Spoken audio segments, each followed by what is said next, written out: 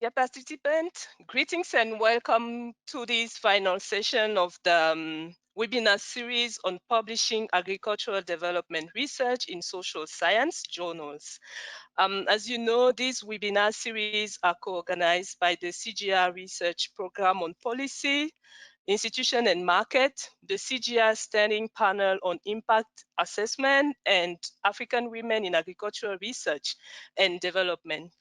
My name is Michelle Mbochwawu. I serve as the Deputy Director Program at the African Women in Agricultural Research and Development. This is a award hosted at the World Agroforestry Center, IFPRI in Nairobi, Kenya. It's really a great honor and pleasure for me to chair this webinar on writing and responding to referees' reports. This session will particularly focus on the specifics of the referee process and particularly on why and how to do good reviews, how to respond to referees' reports. As you know, many researchers try to publish articles in good journals, but this process is often very lengthy or fairly complex because it entails different stages. And one of these stages is actually responding appropriately to referees' comments in such a way that one can maximize the chances of subsequent acceptance and publication. And in this same process, you may be called upon to review and write referee reports. So how then do we write effectively and comprehensively? These are some of the questions we are going to address in today's seminar. I'm joined in this panel discussion by our two key speakers for today. These are Cheryl Doss and JV Minakshi. Let me introduce them to you. I'll start with Cheryl. Cheryl Doss is an associate professor and senior departmental lecturer in development economics at the Department of International Development, University of Oxford. She's currently the editor of the journal Oxford Development Studies. She had served on the editorial boards of the International Journal of Agricultural Sustainability, Feminist Economics, and the Journal of Gender, Agriculture, and Food Security. She's published widely in journals in agricultural economics, in development economics, and development studies. JV Minakshi is professor at the Delhi School of Economics, University of Delhi, the top-ranked economic department in India.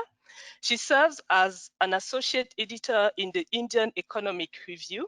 She's also a member of the editorial board of Agricultural Economics and the Journal of Agribusiness in Developing and Emerging Economics. She's an agricultural economist and has published in top field journal in the area of agriculture, health, and development economics. She is also a member of the standing panel on impact assessment of the International Science for Development Council. So welcome, Cheryl, welcome, Mina, and thank you for taking time to shed some light on these processes. Before we proceed, a few logistical notes to our participants. So please, as the panelists will be speaking, submit your question on the question window on the right side of your screens, and we'll be taking the questions as they come. And when you ask a question, please let us know your name, where you are connecting from. If possible, you can indicate your organization. Let us know also to which speaker you like to address your question.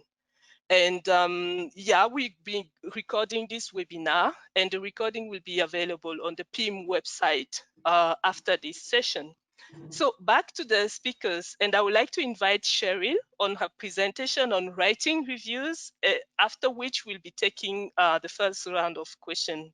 So please feel free to start posting your question on the question window, the right side of your screen. Cheryl, over to you. Great. Thank you, Michelle. So we're going to start by talking about writing reviews. And so the first question is, When you get invited to write a review by an editor, should you agree? Should you say yes? So the answer is yes, you should agree if, first of all, you want to check and make sure that it's from a reputable journal. So we talked about this quite a bit in the first session of this series, but that certainly if it's a journal that you know and have heard of, you should think about saying yes. Certainly if it's a journal that you hope to publish in, you ought to think about accepting the invitation. One of my criterias for whether I should agree to review a paper is whether it's something that I want to read anyways. If this is a paper that's in my field, that it's something that if it was published, I would want to read, then I often will say yes and agree to read and review it. And you should say yes, even if you're a young scholar. Even if you're still a PhD student, you should feel comfortable saying yes and being willing to review a paper. You might want to tell the editor to make sure that they know that you're still a PhD student. But as an editor, I get some of my best reviews from people who are currently PhD students. So that alone shouldn't disqualify you. Sometimes you should say no. If you get a paper and it's completely outside your area of expertise and you don't feel like you're comfortable doing that, you should say no. I will say that as an editor, sometimes I look for different reviewers who have different pieces of the expertise. I almost never find anybody as a reviewer who's written exactly on that topic, but I'll often look for one reviewer who really knows the topic and one who knows the particular location or country setting that the paper is in. But if none of those are relevant, then you should be comfortable saying no. And if you're really not going to be able to provide the review in a timely manner, then you should say no and not agree to do it. Sometimes it's worth checking in with the editor. If you think you may have a conflict of interest and you're not sure, you could check in with the editor. I often do this and will say things like, I know who this paper is written by and they're a co-author of mine, but I haven't been involved in writing this particular paper. And sometimes they'll say, fine, go ahead and review it. And sometimes they'll say they want to find a different reviewer. If you know you can't do it in the allotted time, but could do it if they gave you an extra week or two, then it's worth asking the editor about that. But let me put in a plea as an editor. Please don't ask for extra time and then simply not do it. If you're not going to be able to do it in a reasonable amount of time, tell us no, and we'll come back to you for another the next time. The other way to think about this, and the response I get often asked by particularly young scholars, is really, do I have to do this? I got asked to do this. Do I have to say yes? And the first piece is that reviewing papers for journals is part of the service that we all do for the profession. Any of us who publish papers, we expect that other people will review our work, and so we're obliged to review other papers. So you should be expecting that over the course of your career, you will be doing these, and that you have an obligation in some sense to say yes. Not to everyone. Think about the criteria I just talked about, but in general, you do need to be doing reviews. Writing these reviews is a great experience, and I think particularly for young scholars to think, it really helps you to think about how papers are put together and what are the strengths and weaknesses of different papers. Trying to think about what this person could do to improve their paper will really help you think about how your own papers are written and how they're reviewed. And I will say that just this weekend, I reviewed another paper, and in doing so, in articulating what they needed to do better, I figured out how to fix a paper that I was working on. They were on a little bit different topics. It wasn't that I was using their material, but the way I had to think about it to write the review was helpful for me in my own work. In thinking about writing reviews, you want to write the kind of reviews that you would like to receive, which doesn't mean we all want reviews that say this is the best paper ever. will take it. And that's not what I mean. But what I mean is reviews that are really constructive, provide good, helpful comments, and help the paper move from the level it's at to the next level. You can be both positive and critical, but in a tone that's constructive and helpful rather than something that's really negative. You should never say this is the worst paper I've ever read, even if it is. You want to think about how this is going to be received by the author who's written it. And again, if you decide you can't do the review, responding promptly to the editor is really helpful so they can go on and find somebody else. And if you have suggestions of alternative reviewers, I just read this other paper by somebody else, I think they'd be a great reviewer for it. That's always really helpful for the editor.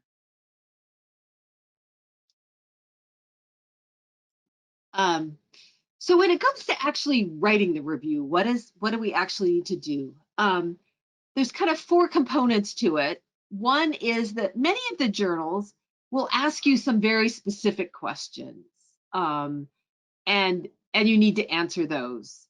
Sometimes there'll be little text boxes in the online review that you need to fill in.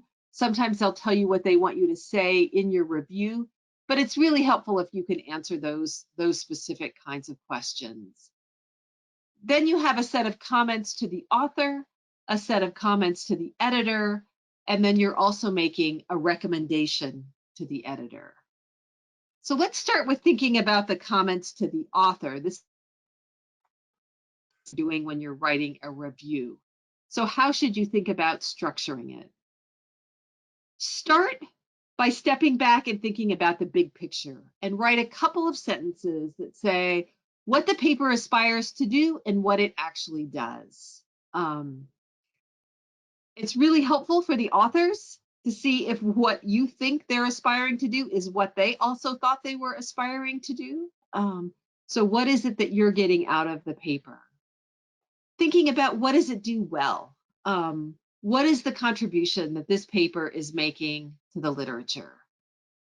So start with the positive. Then big picture comments that express your concerns about the paper. What doesn't work? What makes you think that maybe this paper, as it's now written, shouldn't be published? It could be things about how the paper is framed. It could be about the methods or the empirical analysis, or about the relevance of the paper to the journal audience. Generally, the editor will have done a first screening on it and won't send you anything that's really not a fit for that particular journal. And then a useful way to proceed is to go section by section, make a few broad comments on the sections. So on the literature review, on the conceptual framework, on the methods and data. Are those sections effective? And then detail any more minor comments that you might have. Some hints into how to think about this. One that's really useful, particularly if you're like most of us, you get it, you say you'll do it, and then you put it away for a little while.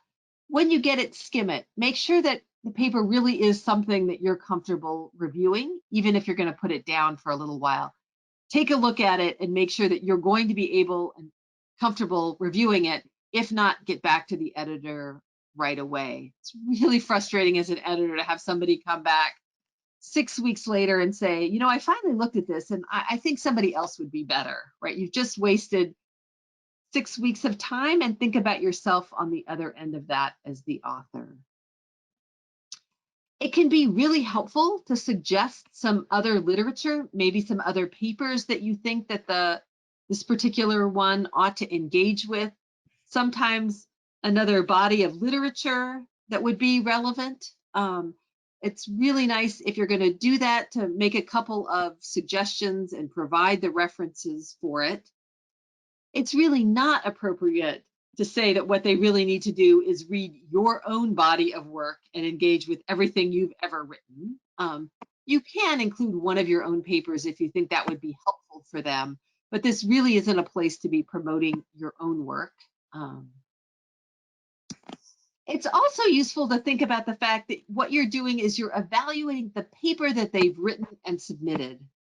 Sometimes what you will find is that you really wish they had written a different paper, that they had really framed it completely different or answered a different question. You're welcome to suggest that to them, but what you're doing as a reviewer is commenting on whether the paper that they've actually written makes a contribution.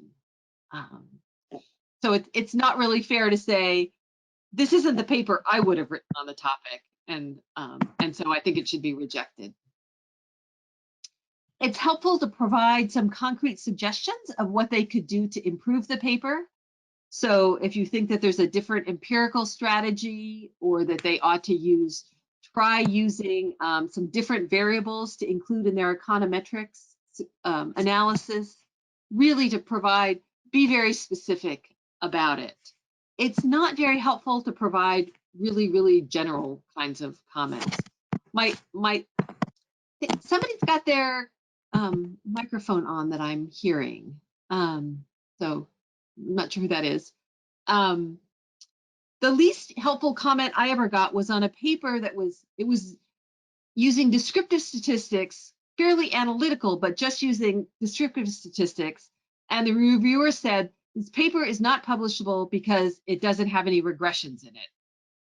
But I thought about it. I know how to do regressions. I had thought about it, but there really wasn't anything for this particular paper that we thought would be useful. And it wasn't very helpful to have the reviewer tell me that they were looking to make sure I had done regressions, but no idea. They had no suggestions on what would be useful in terms of doing a regression. So the more kinds of concrete suggestions you can provide, the better. I've seen reviews where they really kind of suggest ways to reframe it, and that can be really helpful for authors. It's also helpful at this stage to identify both the pieces of the paper that really are successful. So it's easy in this situation to start critiquing everything. I didn't like this, I didn't like this. But if you can say what works really well as what needs fixing, then that helps to make sure that when they're rewriting things, they don't drop the parts that are really good and don't cut those. And the final hint is just to remember that it actually takes a fair bit of time to write a good referee report. I think when you're younger and just starting out, it takes longer, but even so, it takes time. I usually read the paper through once kind of fairly quickly to see what it's trying to do, then sit back and read it much more carefully and take detailed notes on it, write up my comments. And then I tend to let it sit for a day or two before I actually send it in and go back and make sure that my comments would be clear to somebody who's reading them. So giving yourself a bit of time. What don't you have to do as a reviewer, particularly in your comments to the author? First of all, as a reviewer, you're not expected to replicate their model or to replicate their results.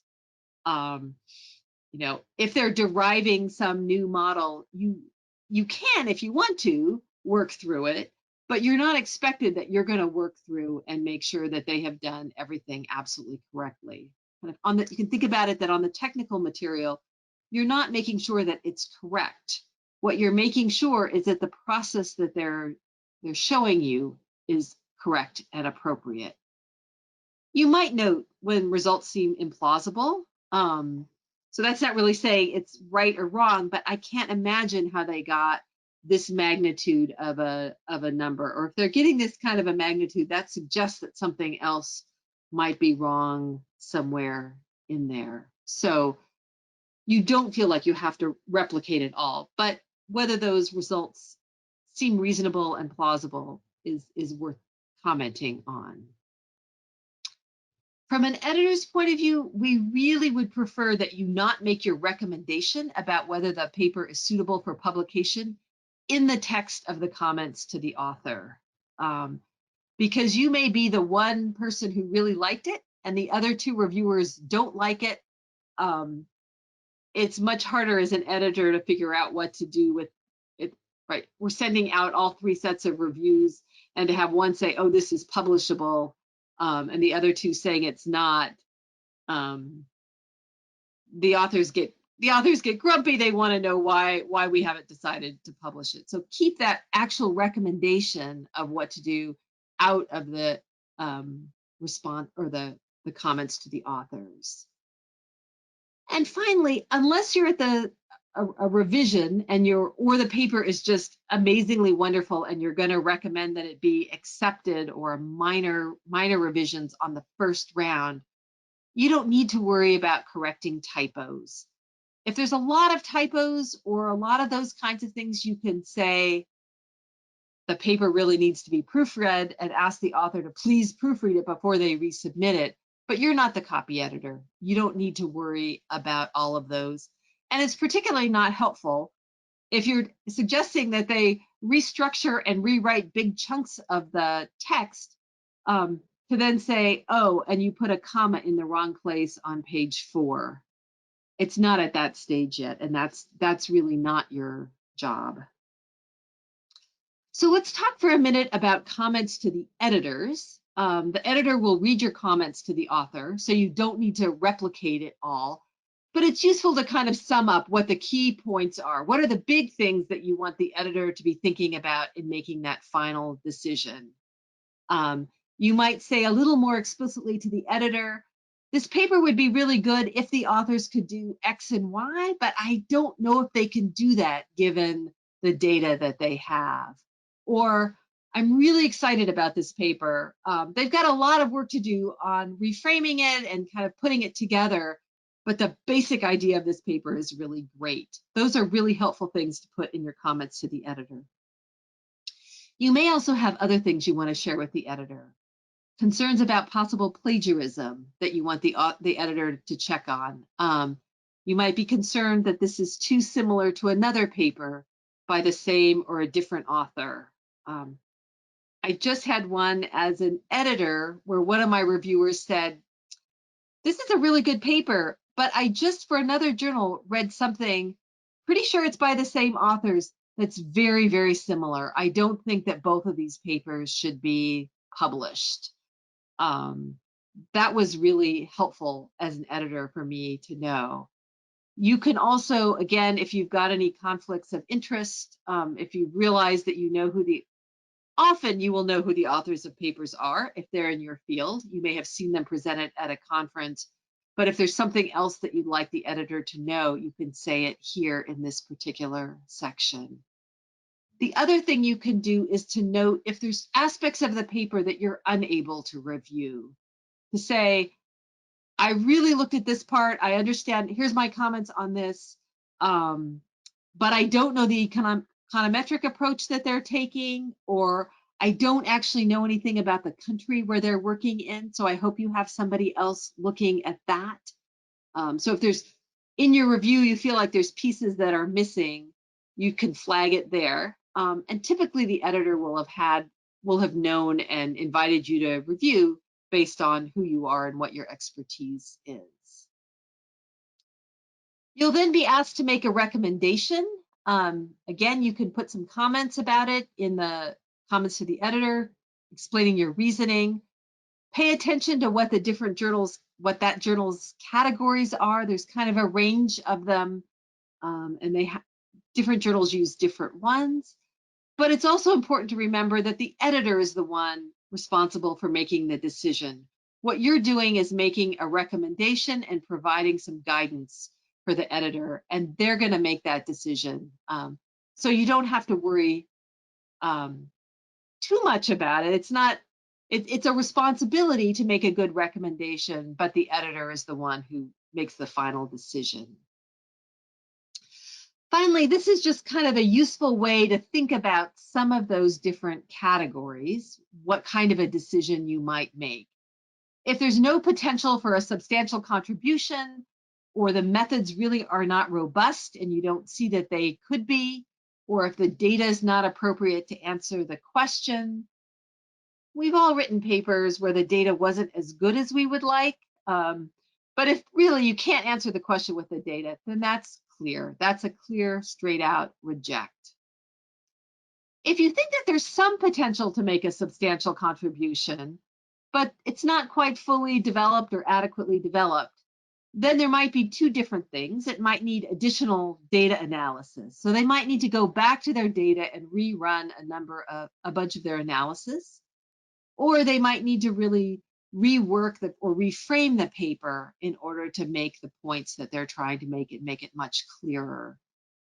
In these cases, the recommendation would be one of the recommendations on reject, or revise and resubmit, depending on how that journal categorizes them.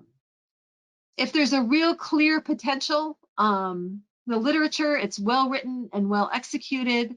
There may be something that needs to be reworked or reframed. Then that might be a major revision. If it just needs minor edits or kind of clarification, then that would be a minor revision.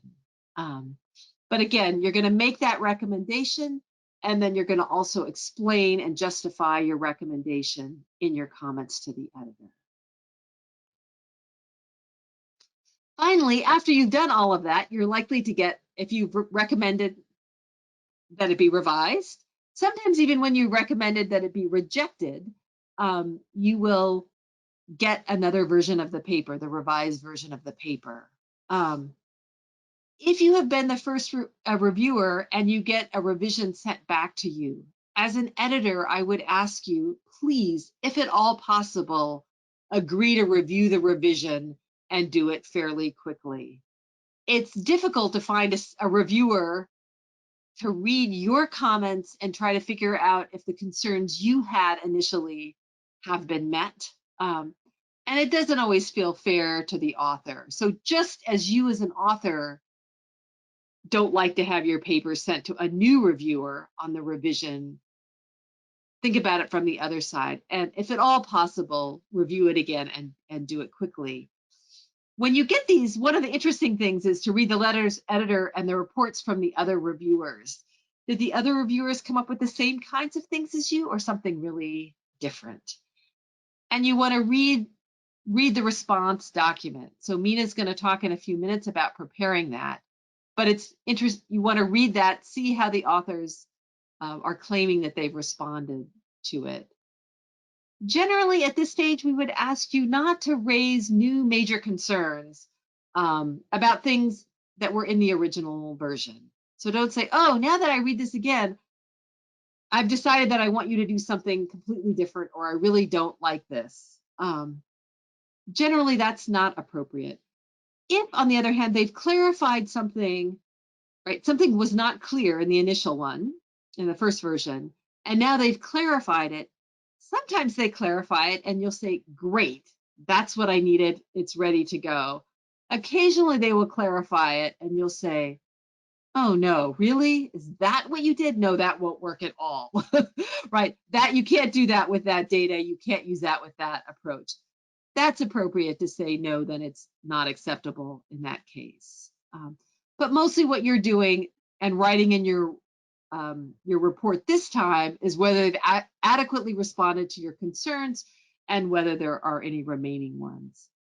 And if it's at that point, the paper's likely to be accepted, you might have some small stylistic things that you'd like to report on. You still don't need to do copy editing and talk about, where there's a comma missing. But if there's something a little bit more stylistic, that would be the time when you can mention that. So with that, I'm going to stop. Actually, I'll stop there.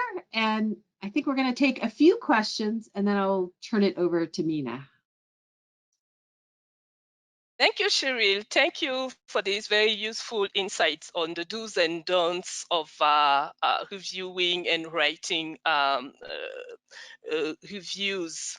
It's particularly good to know that at every stage of our careers as researchers, we can take this exercise and even learn from it as we also continue to write and submit our papers for publication. Let's see the questions we have already.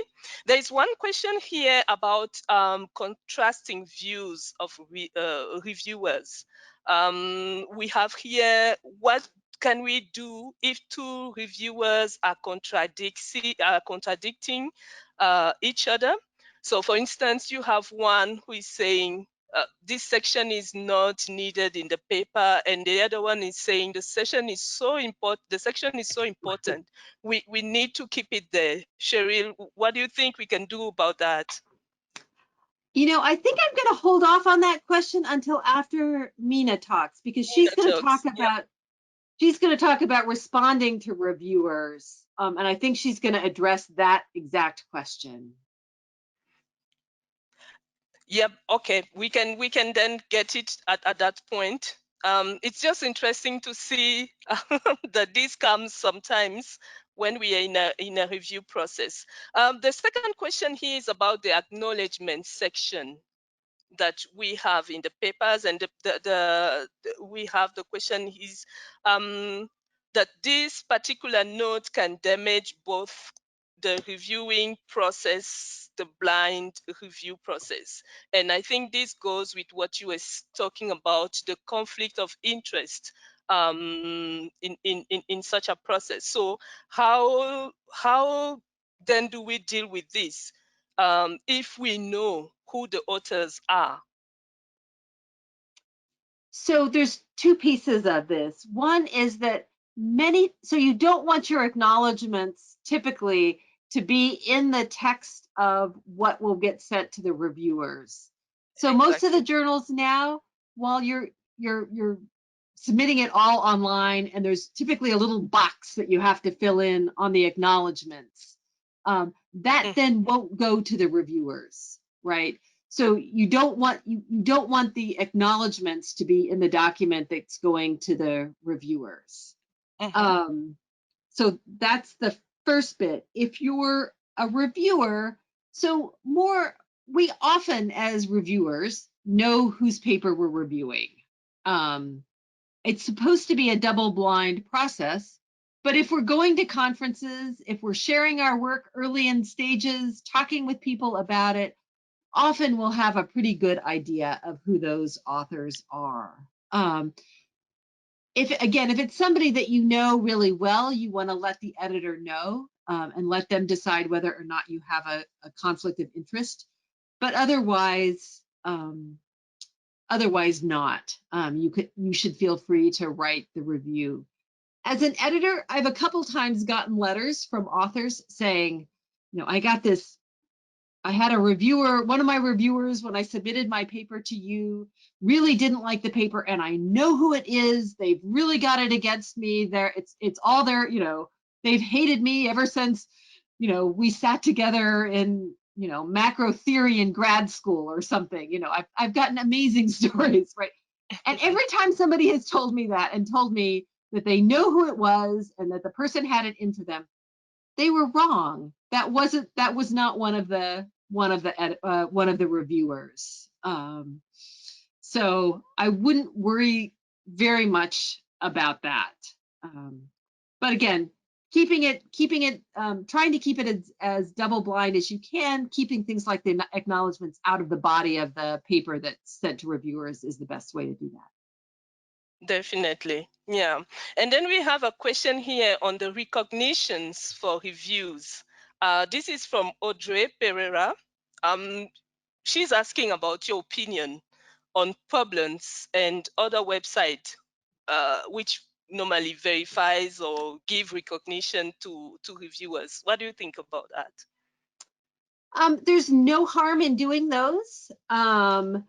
If you're at an institution that counts any of that and cares about whether you're doing reviews, then that's great. I'm not sure that it matters all that much. Certainly when people are hiring for assistant professor jobs in universities, they're not particularly concerned about whether you've written good reviews or not. But I don't see any harm in doing those. I will say that as the editor for Oxford Development Studies, we asked people if they'd like to be recognized, and only about 15 or 20% of authors opt in to do that and be on Publons. I think in some fields it's more common than in others. So if somebody's telling you you should do it, why not? There's no harm in it. Yeah, you also dwell, Cheryl, on the point of plagiarism, and there is a question here about the reviewer's responsibility for ensuring that there is no plagiarism. Is there anything you want to add on this specific one? You're certainly not obliged as a reviewer to go through all of the literature anywhere else and see if there's any plagiarism. If you're concerned about it, or you have some reason to think that there's plagiarism, and two kinds of plagiarism, right? One is plagiarizing somebody else's work and passing it off as your own. And the other one is writing a paper yourself that draws heavily on your own work without acknowledging it or really distinguishing it. Right. So you should only be, in some sense, you should only be publishing each piece of analysis of your own work one time. And if you try to give it to the same two different journals, basically the same analysis, that could be considered plagiarism. But as it, so, right, if you've already read this paper published or something very similar to it, you can flag it. The journal offices typically have ways to check on plagiarism as well. So again, you're not responsible for reading everything and figuring out if they've plagiarized anything. But if you see something that makes you uncomfortable on plagiarism, or as a reviewer, the same way when you're teaching, you can sometimes tell that somebody has copied something because the writing style just completely changes in the middle of a section and all of a sudden it's written quite differently. That's often a sign that there's plagiarism, and you can flag that for the editor. You don't have to go and try to figure out exactly whether something was plagiarized, and but if you know that it was, or you're concerned about it, you should flag that for the editor. Mm-hmm. And if in particular you know the work that someone is putting out there, is it appropriate for you to disclose that this paper is actually using some piece of work that you've seen somewhere else, and also giving proof, evidence of this? If you can say this paper reads, and sounds very much like this other paper, or it draws, I just had one again as the editor of Oxford Development Studies, where somebody said, the real heart of this analysis is just like a paper I had published about a year ago. There's very little acknowledgement of my paper, and the methodology and the data set is basically the same. Yes, they may have run their own analysis, but it's basically the same, and gave me the reference of their own paper so that it was easy for me to look at it. But yes, if you know that it's very much like something else and you think it was plagiarized, you should flag that for the editor. And if you can send the paper that you think was plagiarized, that's really helpful. Mm-hmm. Thank you, Cheryl. Thank you so much. Let me now invite Mina to take us through the process for responding to reviews. And again, please continue to post your questions on the question windows on the right side of your screen. So Mina, over to you. Thank you very much, Michelle. So what I'll be covering in the next 15-20 minutes is the other half of the refereeing process, which is that I've submitted a paper and I've now got a response from the journal.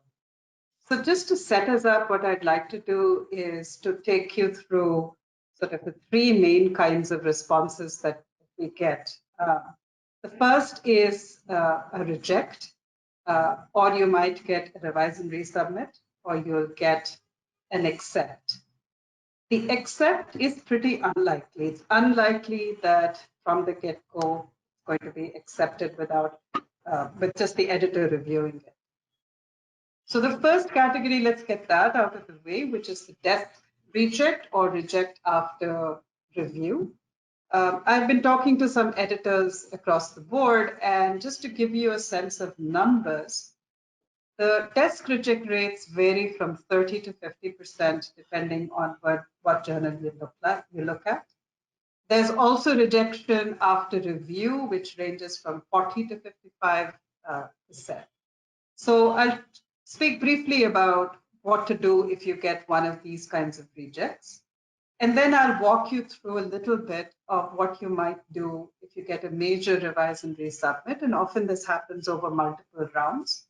And at this stage, according to some of the editors that I've spoken to, say 10 to 15% actually will come back with a major revision. Of those, then it's unlikely that the paper will get rejected, although it does happen. It's not a guarantee. But after you've got a revise and resubmit, the chances of getting published actually get much higher.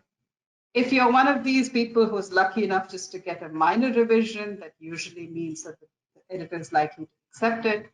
So that's also a case that I do not intend to cover in the next few minutes.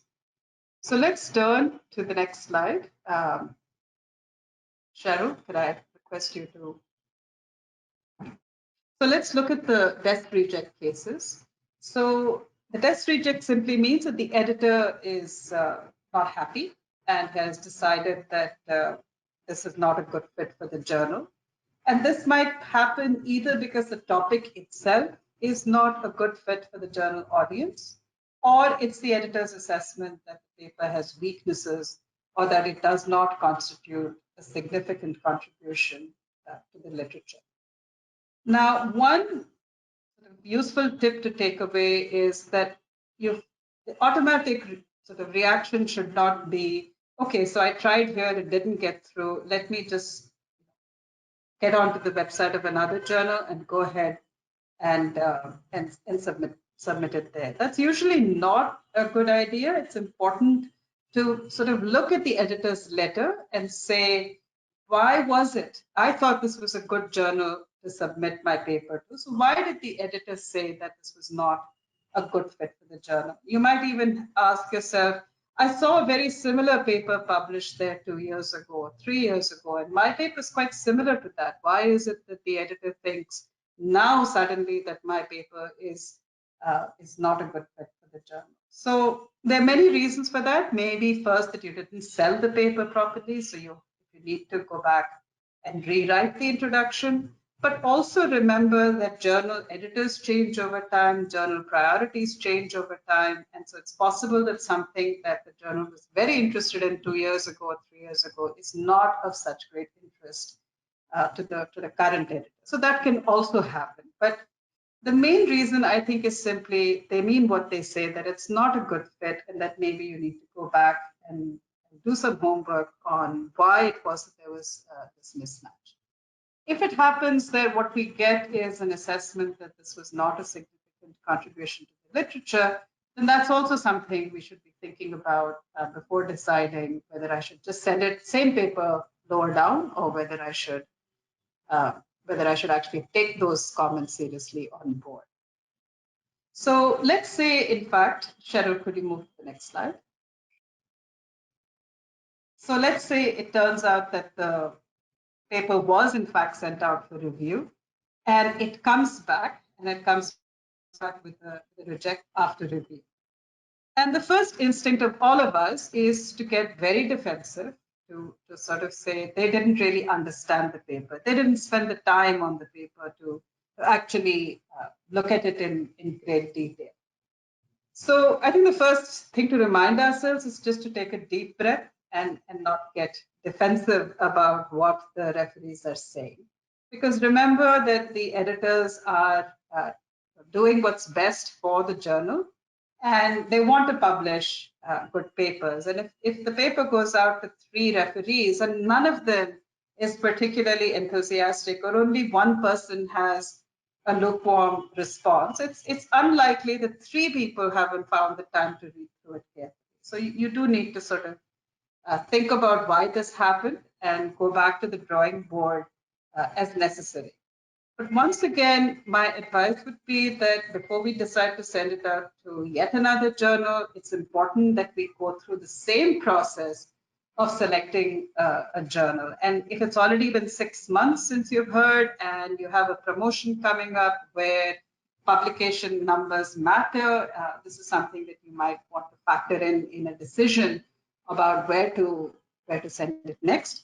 But once again, it's not a good idea to submit the paper in the same form as you first sent it out to just yet another journal for several reasons, some of which we covered in previous sessions.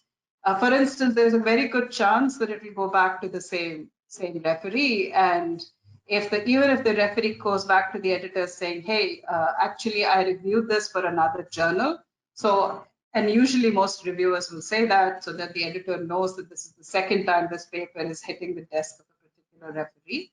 But if the reviewer says, "But I noticed that these detailed comments that I made, none of them have been taken on board," then that's actually not a good signal to be sending out, that somebody has spent the time and effort to give you feedback, and just because it's a reject, you decide you don't have to do anything about it. So I think the advice would be to just go ahead and address the substantive comments, re-estimate, reanalyze, reinterpret, rewrite, do whatever it takes to sort of take those on board if you buy into that. And really treat the rejection as a revise and resubmit. That's probably the best thing we can do. And the only difference from this and a revise and resubmit is that we don't actually have to write up a response to the referee or a response to the editor. Let's go to the next slide, Cheryl.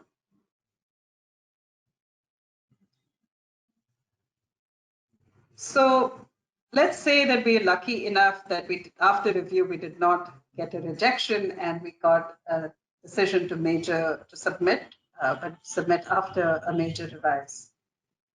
This is actually very good news. Although it feels like, okay, I've got to do a huge amount of more work, why couldn't they have just accepted it? Actually, this is excellent news because as I indicated by presenting some of the acceptance rates on the first slide, that the odds of this now getting published actually increase substantially.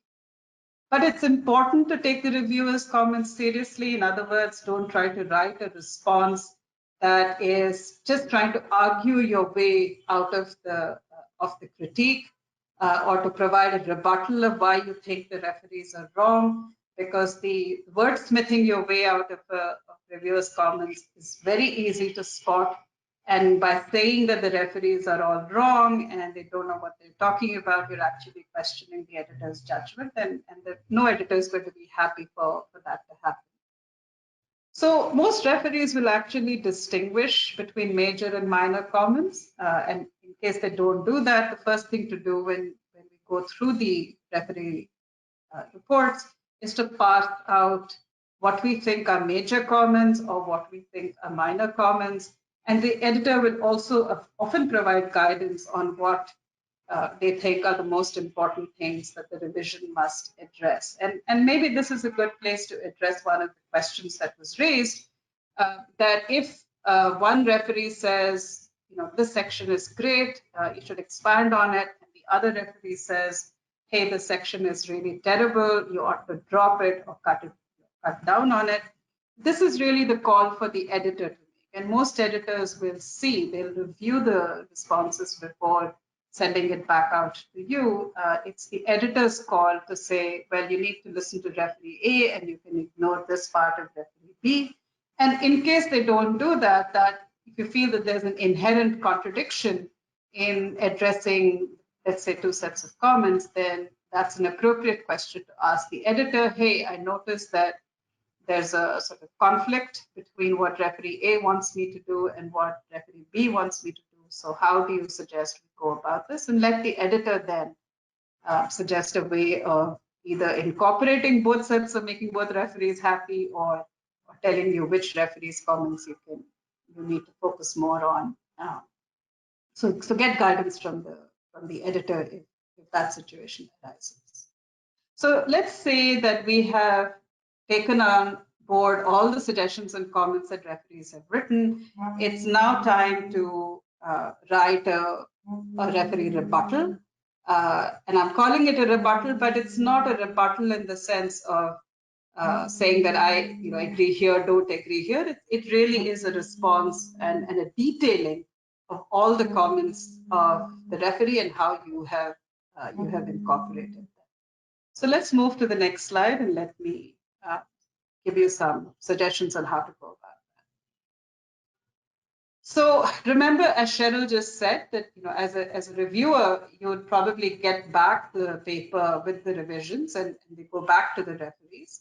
So since it goes back to the referees, and usually this process has taken 3 or 4 months before it comes back because you've taken the time to address all these comments, it's important to sit down and detail out what comments the referees made and how you responded to them, and take the time to do it, even if it means that for a single referee, they gave you 1 page of comments and you're giving them 6 pages back by way of a response. That's absolutely fine.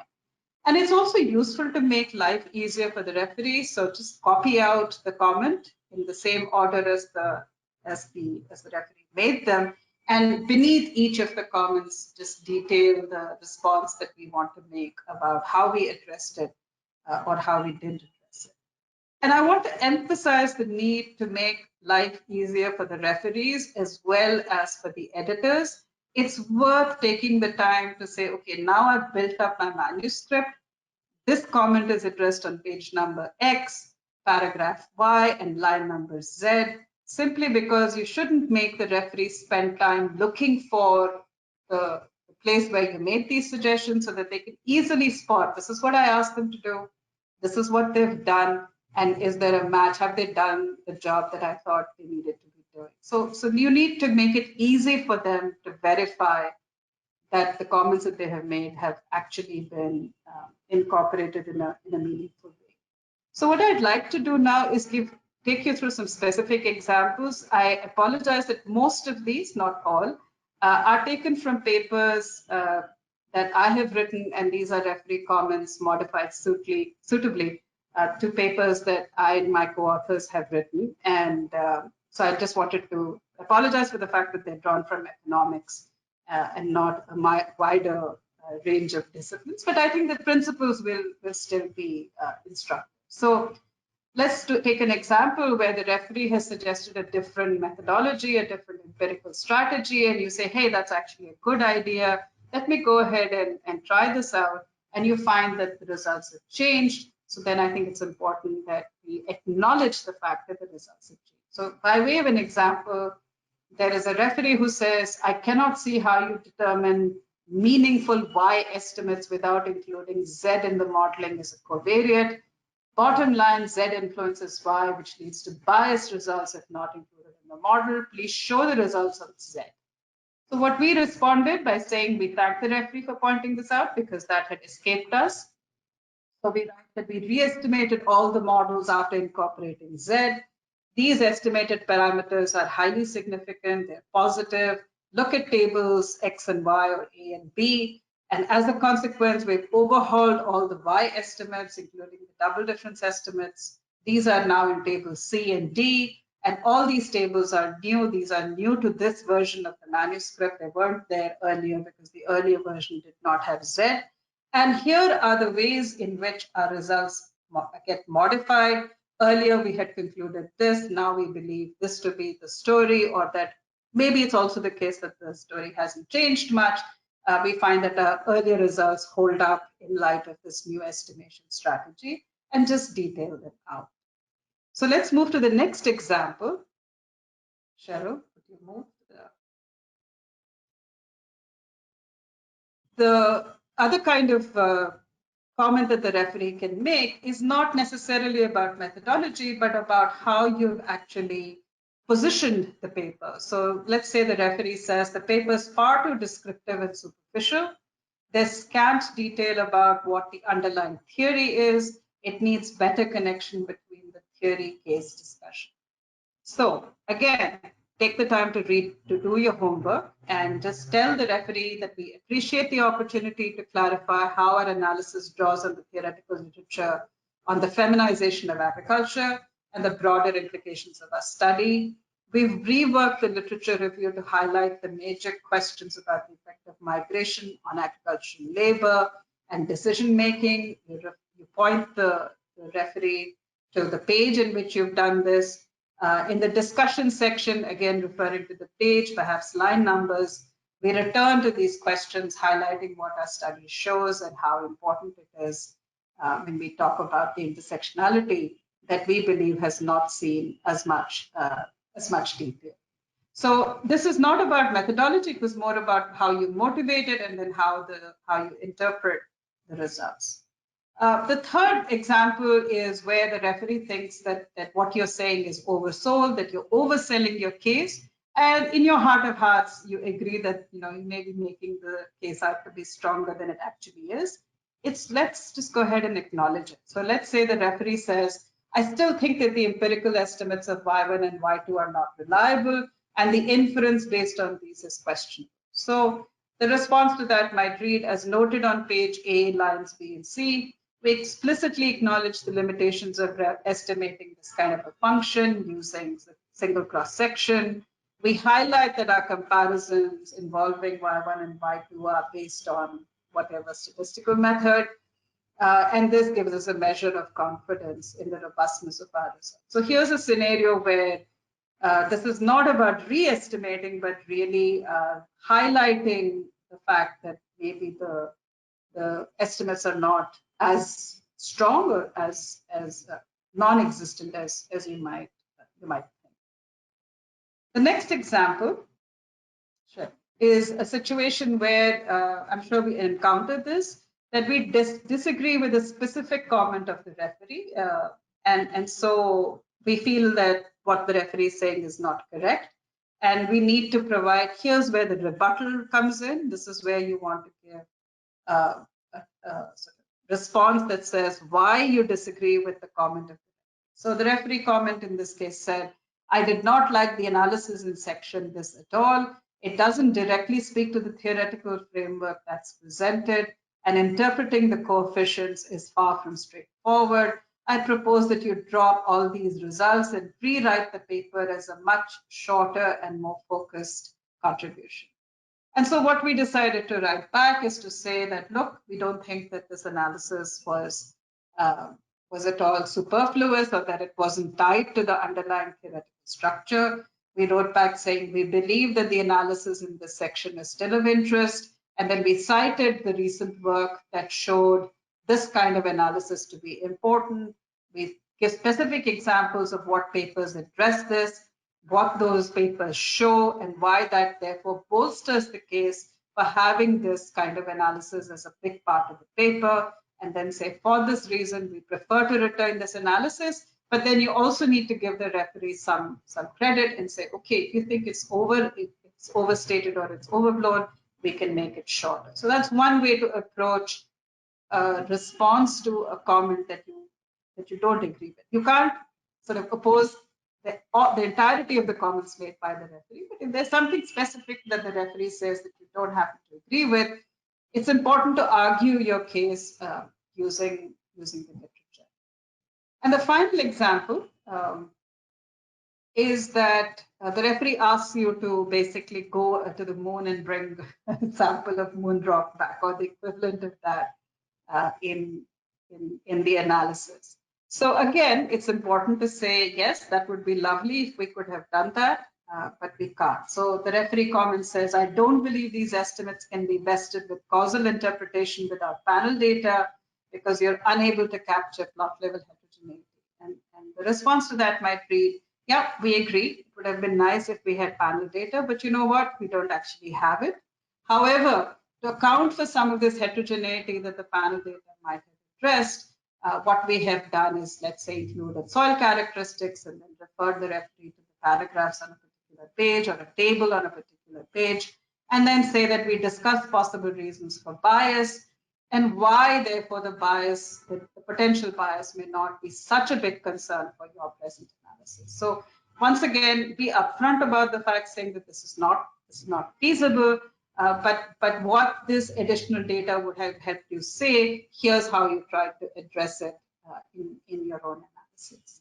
So these are just some examples of how you might approach situations in which you've got referee comments and that you need to write responses to. And it's very easy to see that this can easily go on to 5, 6, or 7 pages. So the final step, if I can go to the last slide, or the next last slide, the final step is to actually then provide a summary to the editor. And here you can actually follow the same advice that Cheryl gave in terms of writing sort of reviewer comments, what you say to the editor. You can do the same thing, provide a summary of what you have written, flag the major changes that are there in the paper, and say that the additional details are in the detailed response to it. So finally, next slide. Cheryl, yeah. So I just wanted to say that remember that referees are not our enemies, although sometimes it feels like they're out to kill the paper. But remember that they're vested in helping us become better researchers, and this is really what peer review is all about. And the editors are busy people, as are referees, and the easier that we make it for them, the easier it is for them to reach a decision. And it's really important to take revise and resubmit seriously, because as I said, the odds increase, but it's not that a major revise and resubmit will automatically get translated into an acceptance. And the two main reasons why at this stage also things can get rejected is that either that the comments were not addressed, or the author seemed very casual about the way these the comments were addressed, or that the referees are really not convinced that the comments that they made were taken on board seriously. So in the end, actually, I want to simply reiterate I think something that Ashok had said last Monday, which is that the inputs and judgment of the best experts are being brought to bear to the work that we do. And therefore, it's important to see this in that spirit, and see this as a way of making our own work the best that it possibly can be, and sort of let others see how wonderful this research is. So I'll stop there, Michelle. Thank you, Mina. Very good piece of advice on how best to respond to the referee's comments, and very useful case examples you've highlighted on the rules for the revise and submitting process. It's particularly encouraging to know that there is room for disagreement with the referees. I just wonder to what extent this might influence the decision process in terms of rejecting or accepting, and so on and so forth. But we'll come back to that. Let's go back to the question we had. I know you've talked about it on the contrasting views between the reviewers and the need to take advice from the editor. But I believe here there are many things that we will want to take into account in this process. You've talked a lot about the methodological aspect. You also talked about the theoretical part of it. How then, from the editor perspective, will he advise in terms of how do we go about the two contrasting views, especially if for the methodology, it can be straightforward. The theory, I'm not very sure. How then do we deal with these contrasting reviews? Maybe Cheryl, you might want to step in. All I can say is that I've been at the receiving end of contrasting reviews, where the editor has intervened and also told me basically that you can ignore referee X, because that is the editor's responsibility. And as having been an associate editor and handled many submissions myself, if I see that happening, I try and preempt it by writing in my cover letter that these are the things you need to focus on. So I acknowledge. So I won't necessarily say that don't ignore so and so and take so and so on board. But I will say that these are the main things that I want to see, that I want you to take away and respond to. And that's sort of an implicit way of saying that focus on this, don't worry about this. But maybe Cheryl should add to this. Cheryl, do you want to chip in? Sure. I think the challenge is always then, as the author, when you're trying to write the referee your response. But both the reviewers ought to have the reviews from all the reviewers plus the editor's letter. So you can say, thank you for this comment. The other reviewer suggested that I do this other thing, and the editor suggested that I do that. So I'm not actually doing what you've said. And then I think it, as Mina said on earlier, right, there's often a way to say, but somehow I heard part of what you were saying and have been able to adjust it this way. So if you can say that you've at least heard the concern, and sometimes you can add a sentence or two or something that acknowledges what it was that they were concerned about. Yeah, great. So there is a question here from Gasho Alemu on the general questions from the reviewers. And he said it's difficult to address them and write response. Do you have any tips on how to deal with general questions from the reviewers?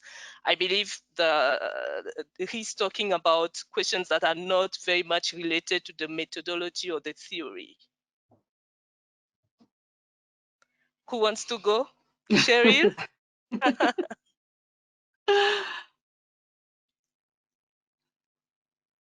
I mean, reviewers, sometimes they say all kinds of things, right? It's partly why I really said that when you're reviewing, you want to think about the kind of thing that you want to receive, what's going to be helpful. So you will get sort of general comments. Sometimes the reviewers will kind of go off and tell you something about some other paper that's not really relevant. You can kind of always tie it back. You can thank them for what they've said. Say, yes, that's a great question. We've addressed it in this way, but basically that's not the question we're trying to address in this particular paper. We're trying to stay focused. We're trying to address a particular topic. That said, sometimes, I mean, I've had authors who said, I can't possibly address that. That's out of the scope. It's right when they really are missing the important part of what the reviewer is asking them to do. So there is a tension there, and often it's useful to get, if you're really stuck on it, go ask somebody else, get a senior colleague or a mentor to read it and talk you through what you can do. Great. Mina, there is a comment here on the civility in responding to reviewers' comments. This is from Geoffrey from IFPRI, and he's thanking you for highlighting that specific point, which I think it's very important, going back to what Cheryl was talking about in the first section, that we want to receive reviews that we are also able to make and also get encouragement to continue what we are doing. So I think his point is really on emphasizing appreciation of reviewers, regardless of the fact that you may agree or disagree with the comments. And this goes back to what you said about the seriousness on the process of submitting, revising, and resubmitting. Do you want to say something more about that? No, I think civility it will come naturally once we take this in the spirit in which it's intended. And as I mentioned, even if we happen to disagree, there's a way to convey that. If I just say we respectfully disagree and leave it at that, then yes, we've said it civilly, but it carries no weight.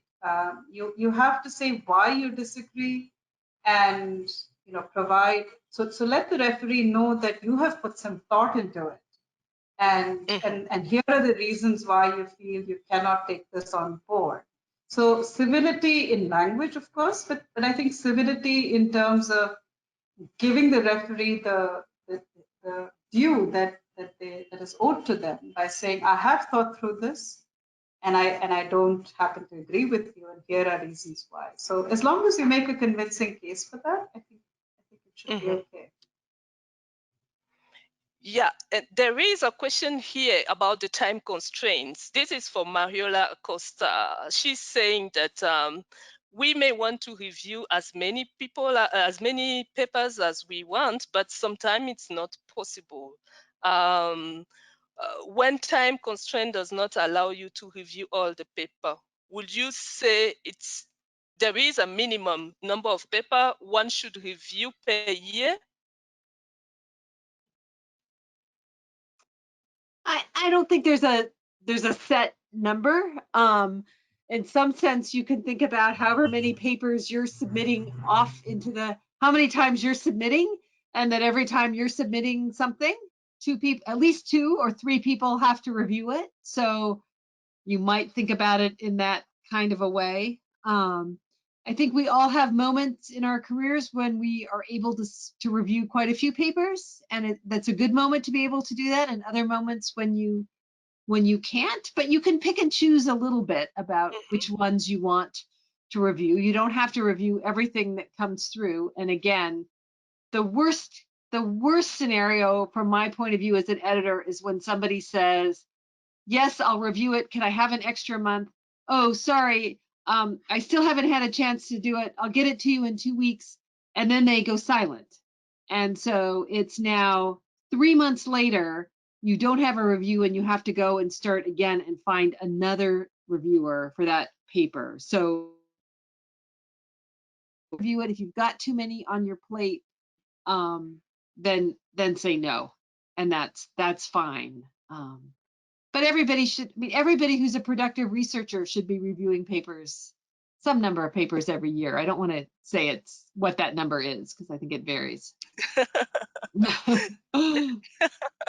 Review the ones that Nina and I ask you to review, though, right? I think we should be able to take as many as, if you feel that you can get to it, you've been given 3 weeks, you can turn it around in 3 weeks. I personally learn quite a bit just by reviewing these papers, because that's the kind of stuff that I'm compelled to read line by line. If I pick up a journal, I'll often skim through it, try and get a sense of, what the authors are trying to say. I think it's useful. I find refereeing to be extremely useful. So if your time permits it, I'm not saying you suspend all other activities, but time permitting, I think it's a good thing to say yes and to do a decent job. But sometimes, for instance, I get PhD dissertations to review, and I know that I have 2 already that I haven't looked at. Don't take them on and say that I'm, or tell them I can do this after such and such date, but not before. Yeah. There's no number that I can. Definitely no. Yeah, and probably in the same line of thoughts, there is a question here. I believe the participant is asking when you are getting a revise and probably we submit, but the time that is given for the review is short. Do you have any option to ask for more time? This is from Danube Gongang. Yeah. Is there a possibility to ask for more time to review the paper? So, I've certainly done that, but, let's say we've been asked to turn it around in a month. You might say, look, I'll do it in 6 weeks. I can't do it for X, Y, and Z reasons. But it should not be the case that they ask you to do it in a month and you tell them, okay, I'll get back to you in 10 months. I mean, so yes, there's some wiggle room. I think most editors are sympathetic and appreciate the fact that you need a little bit more time, but we need to be reasonable. I've done that myself. December is sort of peak teaching time, grading time. There's no way that I can get to things in December. So I always say I'll turn it around in January. Cheryl? Yeah, some of the journals are really pushing those revise and resubmits to come back through quickly. I think World Development now is typically asking for them back in 6 weeks. which can be quite a challenge at particular moments in the teaching cycle or in a research project. To some extent, the amount of time that they're giving you is somewhat commensurate with what they're expecting of you to do, right? They can't be expecting you to do 6 months worth of work on the paper Yeah. if they're only giving you 6 weeks to do it. But you can always ask for a little bit more time, as Mina said. But I think it's also useful to remember that deadlines are good. We all need deadlines. It's such a good feeling when you turn those back around and get them back in. So Yeah, Yeah. sorry to interrupt, but I just lost power in my apartment. So, which is why I'm black. I'm running off of battery, but if I disappear, I do have my video on. I've just lost power. Sorry about that. That's okay, Mina.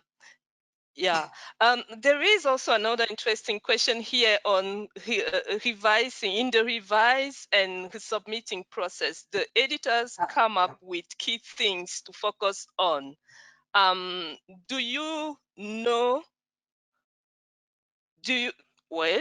Focus? So should we focus on the editor's comment or leave all the reviewers' comments? Then in the response letter, do we say sorry? We just go with the editor's submissions, the editor's suggestions. Yeah. So the editor, can we choose between the editor and the reviewers? they shouldn't be completely different. The editor shouldn't be making up comments that didn't come from one of the reviewers. What the editor should be doing is highlighting which pieces of it are the most important. You need to address the editor's comments because they're the one making the final decision, but they're probably going to go back. If they tell you that it's going to go back to the reviewers, then you need to respond to what the reviewers have said. You can do it in such a way that say, thank you for this comment, but the editors, right, I understand what you're saying. The editor suggested I do it in this kind of a way, and this is how I've done it. But you want to acknowledge, right, if it's going back to the reviewer, you want to acknowledge what they've said. And the editor is probably going to be asking that reviewer whether that part of it has been resolved. So you need to write something to the editor. It can be some of the same things that you're pulling out of that and then putting in the comments to the reviewer, but you still need detailed comments to the reviewers. Yeah, and the follow-up question to that, Cheryl and maybe Mina, in terms of responding to the editors and the reviewers, if we get to in a position where we are not able to make a case, as you were explaining, Mina, about a specific methodology, what do you recommend needs to be done? Do we just follow the recommendations that are being made, or should we get a process that becomes lengthy because we are in a back and forth process of not understanding each other? So, so I want to take the lengthy time process bit out of it, because I do know sometimes this process takes quite a while, and if I've got a sort of promotion or I want to build up my CV, so I move to the next stage. So I don't want to get into those. But the point is, the referee is making suggestions that they think you can implement, and so you have to have a very good reason for why that doesn't make sense.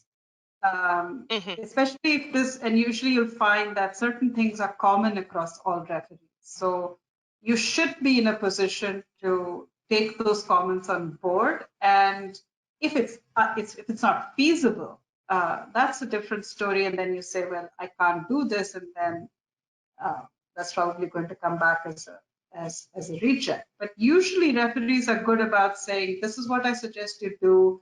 Here's a paper you might want to take a look at and see how they've approached it. Usually they're pretty constructive about the direction in which we need to go find for, so that we can actually understand what they're getting at and then apply it to our own work. Great. Yeah. And we still have a couple of questions. I think these are from Roots. Again, on the civility, she's mentioning Mina again on the good work you've done in underscoring the need to be respectful in tones of replies. And her questions are, what should you do if you get a review that you feel is pushing their own article inappropriately? And secondly, do you have to cite them all, or can you write a cover letter to the editor to explain this?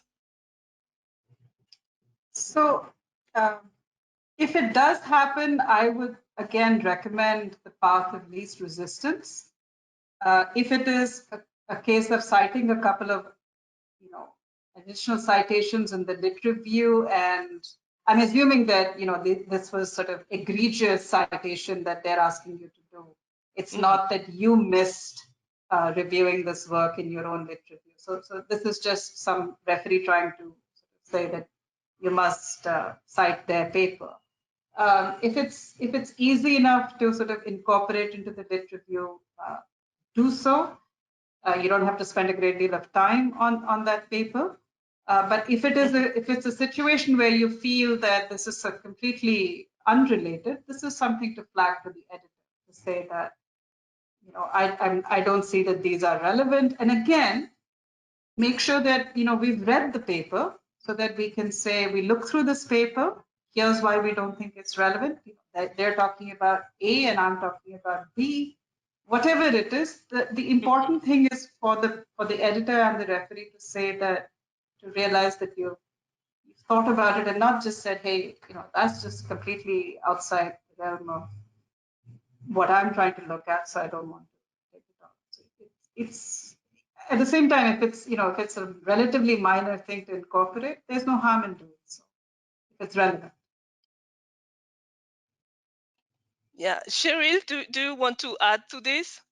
I think that's good.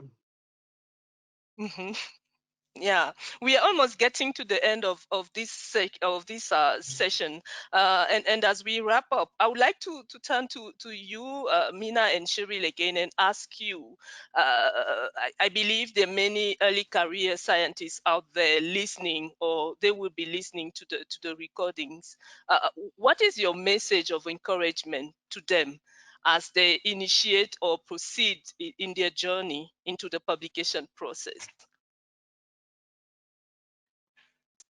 I think it's good practice to present your work in different fora before you submit to a journal, because a lot of the rough edges get sort of smoothed out by presenting your work to your peers, to present your paper at conferences. It also establishes you as somebody who's working in this area, and it actually does help in removing the kinks from the paper, because you realize when you present it that, oh, I thought I was doing a great job selling it, but the audience didn't get it.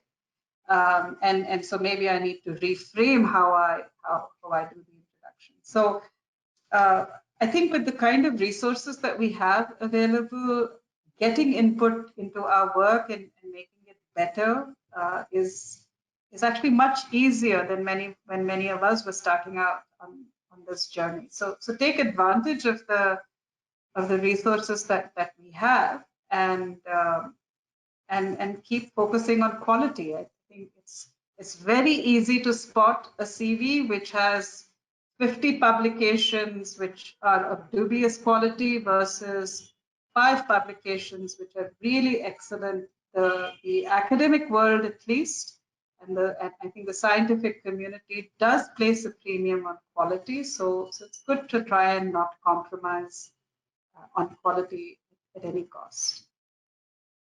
Great. Cheryl? Yeah, I would just add on that the reviewers should not be the first people to read your paper. You should have had Not only should you be presenting it, which I would agree completely, but you ought to be sharing drafts of the paper with colleagues, with peers, with your mentors, with other people, having people read it. When they say they don't understand something, you may disagree with them, but think about what it is. Why is it that they didn't understand it? What's not clear about your work? I do see students and early career researchers who really want to hold their papers close at hand and not share them with anybody or talk about what they are. But that's not how we learn, and that's not how our work gets better. Our work gets better when we talk about it, share it, get comments on it. That's as true for me at my career stage as it is for early career researchers. I never submit a paper to a journal without having several other people read it first. And often I've presented it numerous times as well, but people to actually read that draft. If you're struggling with your English, then have somebody read it and do a proofreading of it. The journals generally won't make a decision not to publish something because your English isn't good. But if it's hard to read and hard to follow, you're making it a lot more work for the reviewer to review it. That's going to bias them. They're going to think not only don't you know how to write in English, but maybe you're not thinking very clearly too. So to the extent that you can get somebody to read it and help clean it up a little bit, that's really, really helpful. But I think the other thing Mina said today that's really helpful is that when you get a revise and resubmit or a reject and resubmit, that is great news. I have people who, I'm always surprised at the number of people who say, oh, well, I don't want to, can't be bothered with that. You know, that's too hard. No, you've made it. You've made it a long way in the process, and you really need to take that seriously. And yes, it's hard, but your paper's going to be better, and it's very likely to get published at that stage. So move forward with those unless they're really asking you to do something that you can't do with the data that you have. But otherwise, you should see that as a really positive sign that you should move ahead with your work.